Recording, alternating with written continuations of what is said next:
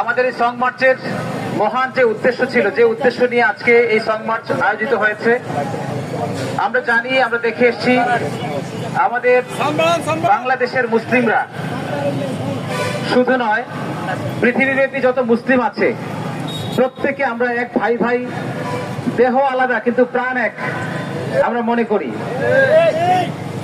প্রিয় ভাইয়েরা, ভারতে আমাদের মুসলমান ভাইদের উপরে যে পরিমাণ অত্যাচার হচ্ছে এবং আমরা বাবরি মসজিদকে হারিয়েছি, আপনারা সকলে অবগত আছেন, এবং অসংখ্য মসজিদ ধ্বংস করার পরিকল্পনায় মেতেছে ভারত। আমরা তাদেরকে উদাত্ত আহ্বান জানাবো আমাদের আজকের এই আয়োজনের মধ্য দিয়ে। আমরা আমাদের আয়োজনের প্রতিটি বিষয় পরিষ্কার করেছি আমাদের আজকের যে স্লোগানগুলোর মাধ্যমে।